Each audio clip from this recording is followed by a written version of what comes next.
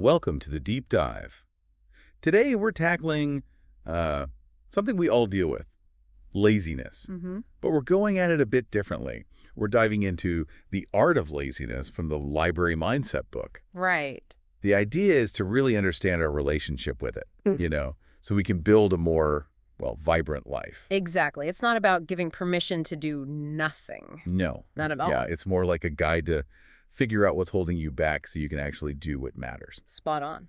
And this book, it's got a lot in it. It's not just productivity hacks, though there are some practical tips later. Sure. It goes deeper into mindset shifts, our whole perspective on, inaction. So what we've done for you listening is sift through all that. Yeah. We've tried to pull out the really impactful stuff. Yeah, the key insights. So you can get a handle on what drives laziness and, maybe more importantly, find some actual strategies to move past it. Without getting buried in information. Right. The goal is actionable knowledge straight from the source material. Okay, so where do we start? The book kicks off with something that honestly gave me pause. Just the stark reality of how little time we actually have. Oh, yeah. That part. It mentions the average global life expectancy around 72 years. Which sounds like a lot, maybe. Until you break it down. That's only about 3,700 weeks. Wow. When you put it like that. And think about it. If you're, say, 30 years old, you've already spent like 1,500 of those weeks. Ooh, yeah. That's sobering. It's a real wake-up call about the clock ticking, isn't it? It really is. And seeing that number can have a pretty profound psychological impact. How so? Well, that awareness, that feeling of limited time, it often feeds into our biggest regrets. Ah, okay. The book actually lists some common ones like not doing what you really love or just wasting time being lazy, not spending enough time with family, neglecting your health, working at something that feels pointless. Not traveling when you were young, maybe. Yeah, that too. Or just generally not enjoying life enough. Seeing it all laid out like that. It makes you think. Definitely. It can create this, emotional response that makes you evaluate how you're actually spending those weeks. Absolutely. It's like the book's sort of gently shaking you, saying, hey, time's moving. Pretty much. And it's quite direct about stopping the excuses. It basically says, there's no perfect time. The best time is now. Yeah, just start whatever it is you want to pursue. Whether it's a big dream or just like wanting to feel healthier, yeah, it creates this real sense of urgency. And that urgency, it flows really naturally into the next big idea in the book. Just taking total ownership, 100% responsibility for your life. Okay, that sounds big. It is. It quotes Churchill, actually. The price of greatness is responsibility. Powerful. It's all about agency. If you're always pointing fingers, blaming circumstances or other people. You just got stuck, right? Exactly. You give away your power to actually change anything. That makes sense. Like the example of not having time to exercise. Yeah, a classic one. You blame work or family stuff. And look, those things are real pressures. Of course. But the book pushes you. Are they really insurmountable walls? Or maybe convenient excuses? Ouch. But fair. Because if you're stuck on blaming, you don't even look for the solutions that might actually be there. Right. You stop problem solving. And the book is pretty blunt about this. It says, look, if you're consistently lazy or unhappy or procrastinating, ultimately, that's on you to address. That can be tough to hear. It can be. But acknowledging that responsibility, that's the very first step to breaking free. Because nobody's just going to swoop in and fix it for you. Precisely. The book actually has this little story, fictional, about a farmer and some sparrows. Oh, yeah? He keeps waiting for others to help him harvest his field, the neighbors, his sons. It never happens. What does he do? Finally, he just says, right, I'll do it myself. And then the sparrows who are nesting there get worried and decide to leave. So the point is self-reliance. Exactly. It connects to this idea that there are sort of three types of people. Those who never start. Those who start but give up easily, and then the tiny percentage, like the 1% who just keep going, they persist. That little story really drives it home. Yeah, it does. And the message is clear. Focus on what you can control. Like your mindset, your effort. Exactly. Your mind, your hard work. Don't waste energy worrying about stuff you can't control, like what other people think. That's freeing, actually. It really is. Okay, so face the clock, take ownership. What's next? The book talks about something we all kind of love, but maybe shouldn't. Let me guess. The comfort zone. You got it. our old friend, the comfort zone. Yeah, the book basically calls it out as a major breeding ground for laziness Yeah. and procrastination, too. There's that quote, right? A comfort zone is a beautiful place, but Nothing ever grows there. they Exactly. It's natural psychologically to stick with what's easy and familiar. Sure, it feels safe. But the book points out that nagging feeling you get after you've, say, wasted an entire afternoon, that little bit of guilt or unease. Yeah, I know that feeling. That's because deep down, you know you could have used that time for something more meaningful, or just something that helps you grow. It's that quiet voice of regret starting early. Kind of. And the book really urges you to act now before that inertia, that comfort gets too strong. Before you lose the energy to even try breaking free. Right. And it also talks about keeping things simple, acting with speed. I liked the Jeff Bezos quote it mentioned about making decisions. Oh, yeah, the 70% rule. That's the one. Make the call with maybe 70% of the info you wish you had. Because if you wait for 90%, You're probably being too slow most of the time. it's a great point about overcoming that need more information excuse, which is often just procrastination in disguise. Totally. Just get moving. And it ties into thinking differently, too. There's another quote from Patton. What's that one? If everyone is thinking alike, then somebody isn't thinking. So challenge the status quo, your own usual way of doing things. Yeah, maybe breaking free from those comfortable, lazy patterns requires you to think and act a bit differently than usual, or differently than everyone else. Okay, so we're pushing out of the comfort zone, acting with some urgency, thinking differently. How do we steer that energy? The book talks about goals, right? Whoa, absolutely. Goals are positioned as like a fundamental antidote to aimlessness. Which can definitely look a lot like laziness, For sure. But it stresses they need to be clear and achievable. not just vague ideas. Exactly. It contrasts something fuzzy, like I want to be healthy, with something concrete, like I'm going to lose 2 kilograms this month. Okay, specific, measurable. Right. That gives you direction, a target, and then, crucially, write them down. Does that really make a difference? The book argues it does. It takes it from just a wish floating in your head to something more tangible. It boosts motivation, accountability. And even if you don't hit the goal 100%. That's okay. Making some progress is way better than staying stuck. It builds momentum. That makes total sense. You need a destination. Hmm. But is there a danger of goals leading to another trap, like perfectionism? Yes. Good point. The book definitely addresses that. Don't be a perfectionist, it says. But isn't striving for excellence good? It is, but it depends on the context. The book distinguishes between, say, necessary perfection, maybe, if you're an artist creating a masterpiece, Okay. and unnecessary perfection. Like, the example uses obsessing over cutting every single blade of grass to the exact same height. Right, that seems excessive. That kind of perfectionism, it's often just a fancy way to procrastinate. You never start or you never finish because it's never perfect. So how do you know when it's okay to be less than perfect? There's a useful quote from Shane Parrish included. If a decision is reversible, make it as soon as possible. Meaning, don't agonize if you can easily undo it. Exactly. If it is irreversible, make it as late as possible. That's when you need the meticulousness. Okay, that's a helpful rule of thumb. The main idea is getting something done, even imperfectly, is often way better than getting stuck trying to achieve some impossible ideal. Just get it done. Done is better than perfect in many cases. Precisely. All right, so we're setting clear goals, aiming high, but avoiding the perfectionism trap. The book also talks about mediocrity, doesn't it? It's quite direct. It really is. It basically says mediocrity isn't something that just happens to you. No. It's something you choose over time through lots of small decisions, day by day. Wow. Choosing mediocrity, that's harsh, but maybe true. It argues that settling for less than you're capable of leads to this underlying dissatisfaction. It quotes Steve Jobs, actually. What did Jobs say? Something like, the only way to be truly satisfied is to do what you believe is great work. And the only way to do great work is to love what you do. So if you don't love it, or at least find it meaningful, It's much easier to just phone it in, to be lazy, to underachieve. that really connects. And doesn't it also mention how the people around you can influence this? Yes, absolutely. If you're surrounded by people who are content with mediocrity, it can kind of rub off on you. Lower your standards without you noticing. Yeah, or sometimes if you are ambitious, people around you might feel uncomfortable and subtly try to pull you back down. Interesting. The key takeaway is just to be aware of those influences. Don't let others dim your ambitions. Because the regret of not trying not pushing your boundaries. Can be a heavy weight later on, so aim higher than just getting by. Okay, so aim high, choose excellence, be mindful of influences. Yeah. Now let's talk focus. In today's world, multitasking is everywhere. The book isn't a fan, is it? Not at all. It calls it the myth of multitasking. Flat out debunks it. Why a myth? People feel like they're getting more done. They feel like it, but the evidence suggests otherwise. Trying to juggle multiple complex things at once actually tanks your efficiency. And increases mistakes.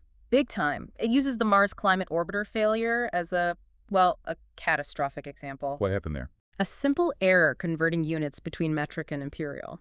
Something potentially made worse by divided attention, by people juggling too many things. Wow. So multitasking isn't just inefficient, it can be dangerous. In high-stakes situations, yes. But even in daily work, when your focus is split, the quality drops. You get tired faster. Which, ironically, probably leads to more procrastination later. Exactly. It's counterproductive. So what's the alternative the book suggests? Single tasking. Dedicate your full attention to one thing at a time. It gives 3 main tips. Okay, what are they? 1, consciously resist switching tasks constantly. 2, actively clear out distractions from your workspace. Like closing tabs, putting the phone away. Precisely. And 3, turn off all those non-essential notifications that are constantly pinging for your attention. Give your brain a chance to actually concentrate. That's the idea.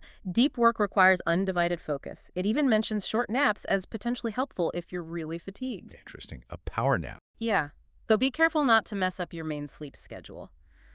But the core principle is focused attention. Makes total sense. Focus is like a muscle. Now, how do we build that focus and keep things going? The book talks about routines. Yes, daily routines are huge. They help automate good behaviors. Takes the decision-making out of it. Exactly. Less mental energy spent deciding what to do so you have more energy to do it. It even mentions Leo Tolstoy's routine. The writer. Yeah, as an example of how a structured day can support massive creative work. So find your own rhythm. Pretty much. Figure out when you are most productive. When should you wake up? Frame it as a choice for your future self, not just what feels easiest right now. And it also mentions setting aside time for just thinking. Yes, solitary reflection. Sit alone, quoting Pascal.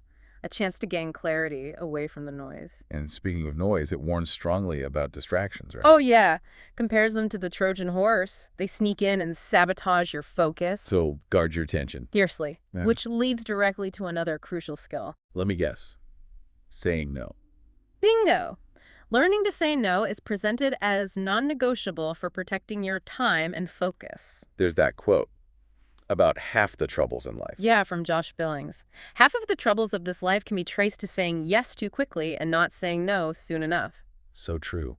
Set boundaries. Protect your priorities. Otherwise, other people's agendas will always fill your time. And the point of all this productivity, this routine, this focus, it's not just to work more, is it? Absolutely not. The goal isn't just busyness, it's effectiveness. Achieving more in less time. Yes, so you actually have more time and energy for the other important parts of life. Family, hobbies, rest. Right, that quote about who remembers you worked late. Sahil Bloom. 20 years from now, the only people who will remember you worked late are your kids. Oof.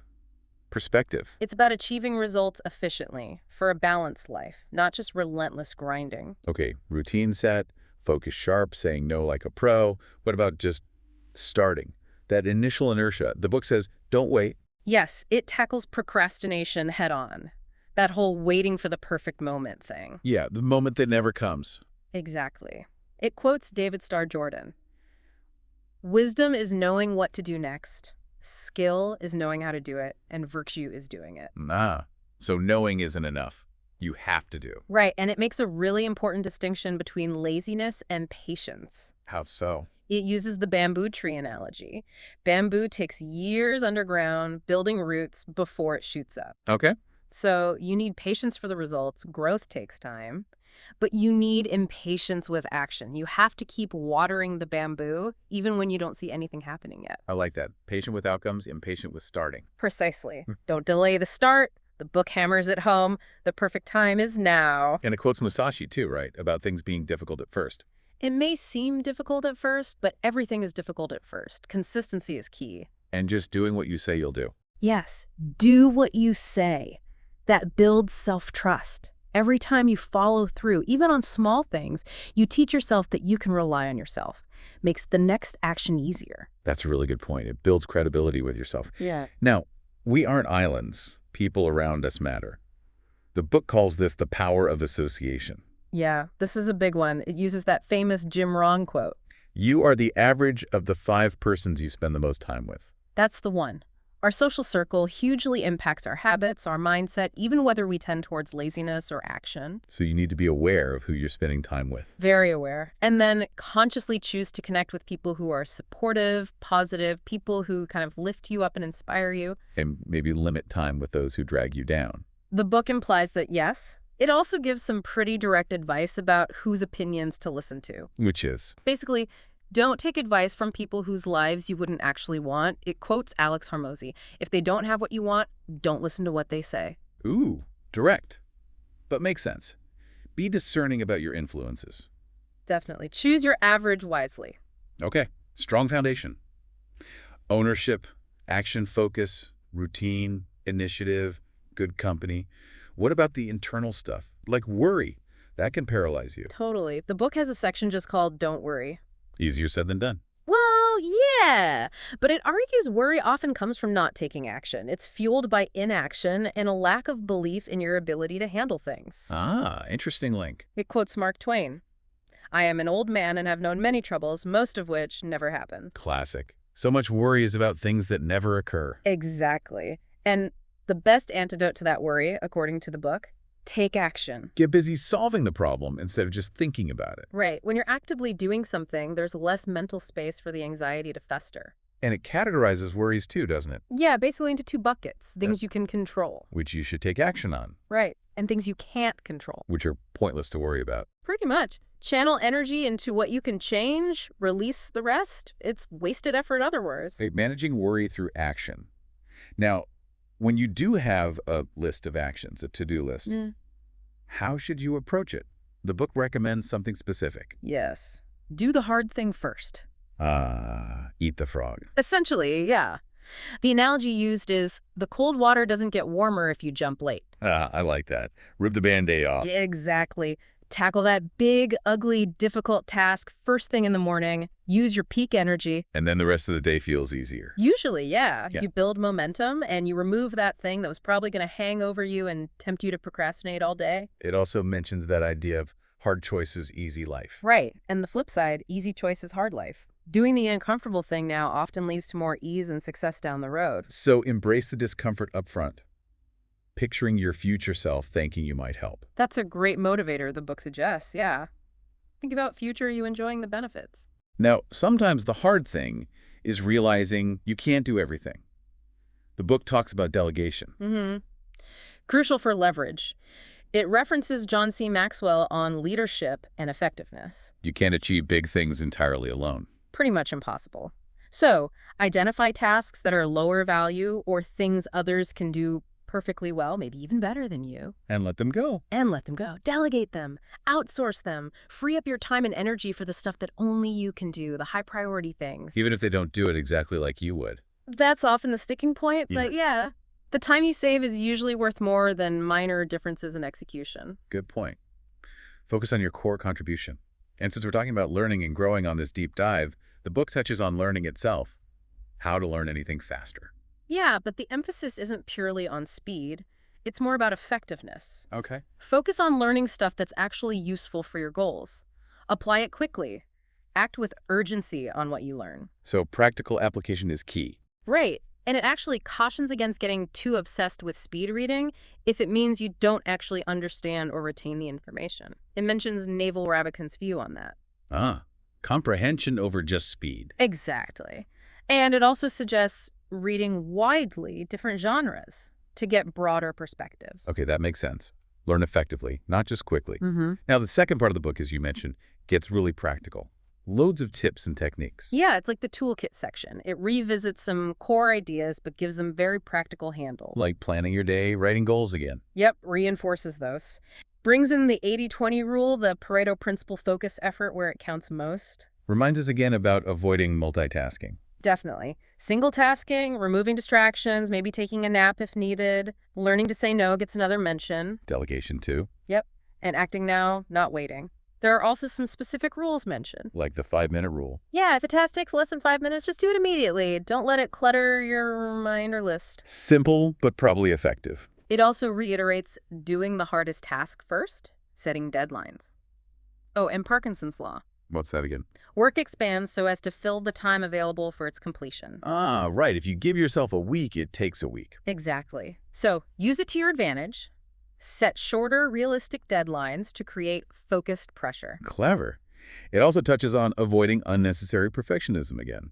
Scheduling email checks. Avoiding pointless meetings, staying away from negative people, and finding work you love all get mentions as practical levers. And then there are those Japanese techniques. That sounded interesting. Yeah, 8 of them. Like Ikigai, finding your reason for being, your purpose. Okay. Kaizen's small, continuous improvements. Shoshin, the beginner's mindset, being open to learning. What else? Hara Hachibu, eating until you're 80% full, mindful consumption. Shinrin-yoku, forest bathing, connecting with nature. Wabi-sabi, finding beauty in imperfection. Wow. Quite philosophical, some of those. They are, but they tie back to mindset and habits. There's also Ganbaru, persisting, doing your best, and Gaiman, patience and dignity in hardship. A rich set of ideas there. Yeah. And routines. Any specific ones? Yes, the 10-minute before you sleep routine. What's involved? Basically, reflecting briefly on what you accomplished that day, what went well, and then planning your 3 arrows for tomorrow. 3 arrows? Your 3 most important, high-value tasks for the next day. Nailing those down before you sleep sets you up for a focused start. I like that. Very intentional. There's also a list of 10 tiny habits that will change your life. Pretty foundational stuff. Like? Move your body, eat well, have a purpose, drink water, surround yourself with good people, take calculated risks, don't overload yourself. Avoid multitasking. Eliminate distractions. And maintain that sense of urgency we talked about earlier.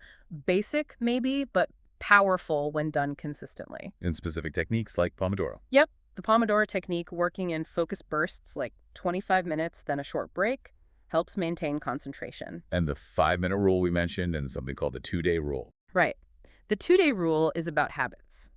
The idea is never miss doing an important habit 2 days in a row. So if you slip up one day, make sure you get back on track the next. Exactly. It prevents one missed day from derailing the whole habit, builds consistency. So yeah, a really dense toolkit in that second half. Practical stuff you can try immediately. Definitely. Lots to experiment with. And how does the book wrap all this up? What's the final message? It ends with a real bang, a section called Wake Up. Intense. It is. It's a powerful, motivating call to action. Really emphasizes again how precious and short life is. Uses wisdom from Marcus Aurelius. Reminding us not to waste it. Exactly. It basically says, look, the life you really want, it's waiting for you, but it's on the other side of laziness, on the other side of inertia. You have to go get it. And there's that story about the donkey. Oh, yeah, the father, the son, and the donkey. They keep changing how they travel based on what passersby say. And end up pleasing nobody and looking ridiculous. Right. The moral being. You can't please everyone, so trust your own judgment. Follow your own path. Don't get paralyzed by seeking constant external validation. Good final reminder. And the very last words are just super direct. What are they? Time is running out. Start living. Pow. Okay.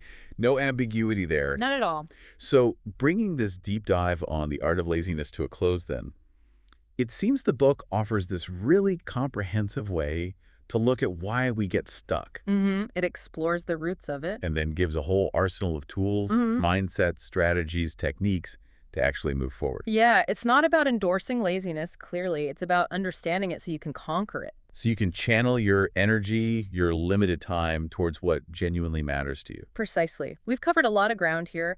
Tried to pull out the core insights from the source material for you listening. Hopefully it's a useful distillation, a starting point. That's the aim, a springboard for your own thinking and action. Right. So maybe a final thought for you to chew on. Based on everything we've discussed today, this idea of limited time, of overcoming inertia, what's just one small thing, one concrete action you could take today, right now even, that would move you even slightly closer to the life you actually want, closer to what truly matters to you? That's a great question to leave people with. Just something to reflect on. Yeah. We definitely encourage you to explore these ideas further in your own way.